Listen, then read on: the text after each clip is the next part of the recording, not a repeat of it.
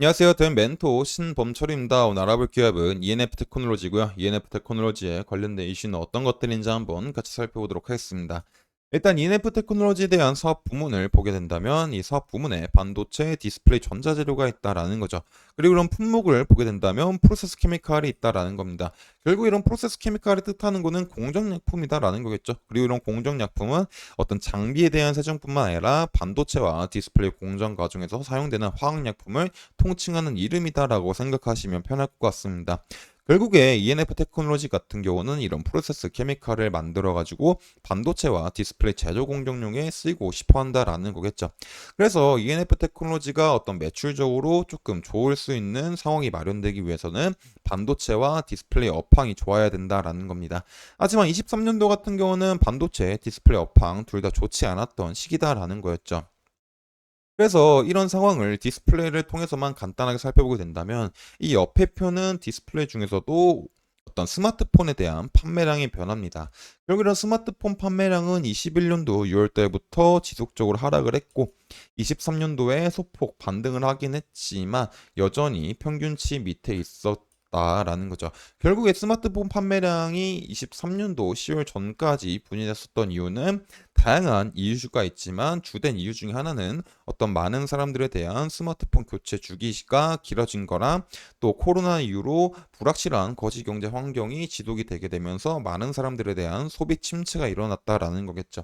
하지만 23년도 이제 10월 달부터 27개월 만에 반등세가 나온 거는 이때부터 이제 중국과 인도에 대한 수요, 그리고 이제 신흥 국가로서에 대한 스마트폰 소비량 증가가 있다라는 겁니다. 그리고 이 시기에 아이폰 15 시리즈가 나오게 되면서 많은 사람들에 대한 소비가 이루어졌다라는 거죠.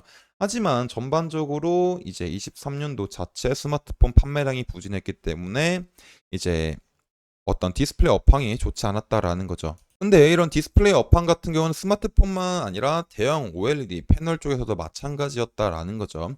특히 이제 대형 OLED 같은 경우는 중소형 OLED보다 가격이 비싸고 또 교체 주기가 길기 때문에 앞서 말했듯이 코로나 이후 불확실한 거시 경제 환경이 지속이 되면서 많은 사람들에 대한 소비가 얼어붙다 보니까 이런 스마트폰보다 훨씬 더 비싼 대형 OLED 패널 부근에서는 수요가 더 많이 일어나지 않았다라는 겁니다.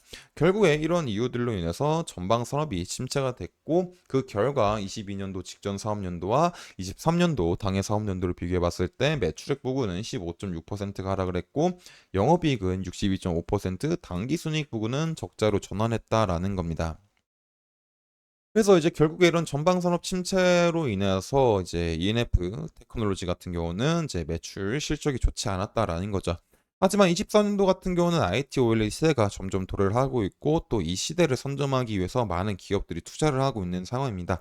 그리고 이 투자들로 인해서 더 많은 패널이 출하가 되지 않을까라고 기대도 해볼 수 있는 연도고요. 그래서 이런 디스플레이에 대한 플러스 케미칼을 만들고 있는 ENF 테크놀로지에 대한 매출도 한번 기대해 볼 수 있을 것 같습니다.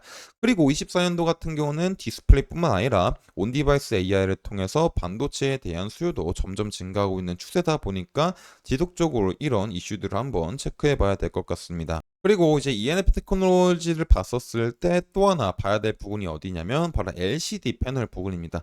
그러면 왜 LCD 패널 부분을 봐야 될까라고 말을 하게 된다면 여기서 품목에는 프로세스 케미칼이 있지만 또 하나는 이제 컬러 페이스트가 하나 있습니다.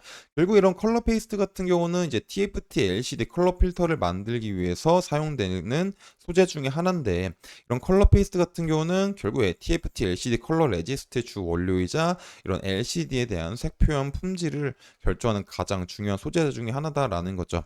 그리고 원래 이런 컬러 페이스트 같은 경우는 과거에 일본과 독일에 많이 의지했었으나 이네프 테크놀로지가 2008년부터 국산화를 시작하고 양산하게 되면서 새로운 시장을 개척했다라는 거죠. 그래서 이런 컬러 페이스트에 대한 매출액이 증가를 하게 되려면 LCD에 대한 출하량이 증가를 해야 되는데 24년도에는 이제 LCD에 대한 출하량이 증가할 수 있는 상황이 점점 마련될 수 있기 때문에 이런 부분들도 지속적으로 확인해 봐야 될 것 같습니다. 그래서 제가 이런 부분들은 지속적으로 확인할 예정이다 보니까 ENF 테크놀로지에 관심 있으신 분들은 제 영상을 시청해 주시면 감사하겠습니다. 그래서 ENF 테크놀로지에 대한 이제 주가를 한번 살펴보도록 하겠습니다. 일단 ENF 테크놀로지에 대한 주가를 보게 된다면 이 주봉상에서 한번 살펴보도록 하겠습니다.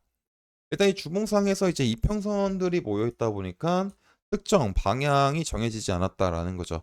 그래서 이런 부분에서는 조금 횡보하는 그림도 생각해 볼 수 있겠죠. 그래서 지금 이런 22,500원 부근에서 반등이 오게 되면 상승하고 있지만 추가적인 상승이 온다고 하더라도 이런 고점 부근이었던 27,500원, 800원 부근에는 부근을 깨기에는 그런 중간에 있는 26,000원 부근이 장기 이평선 중 120평선과 중간중간 매물대가 있기 때문에 여기서는 소폭 눌릴 수 있는 환경이 마련될 수 있다라는 겁니다. 그래서 이제 주봉상에서는 이제 뭐 크게 상승할 수 있는 흐름을 기대하기는 조금 힘들 수 있다라는 거겠죠.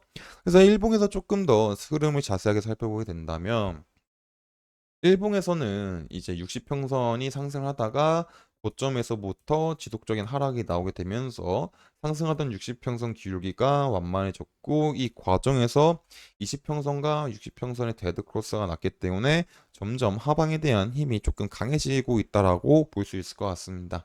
그래서 얘가 지금 당장 이렇게 상승을 하더라도 이런 25,000원 부근은 60평선과 20평선에 대한 데크 지점과 중간에 매물대가 있기 때문에 바로 이렇게 한 번에 뚫기에는 무리가 있을 수 있다라는 겁니다.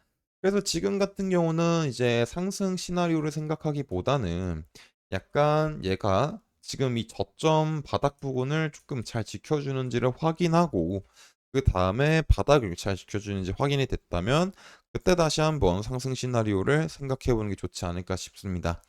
반대로 이제 하락 시나리오는 현재 부근을 이탈하고 최종적으로 21,000원 부근 이탈했을 때는 어느 정도 하방에 대한 리스크를 생각해 봐야 되겠죠. 그리고 이런 부분들은 제가 지속적으로 확인할 예정이기 때문에 ENF 테크놀로지에 관심 있으신 분들은 제 영상을 시청해 주시면 감사하겠습니다. 이상 디온 멘토 신범철이었습니다.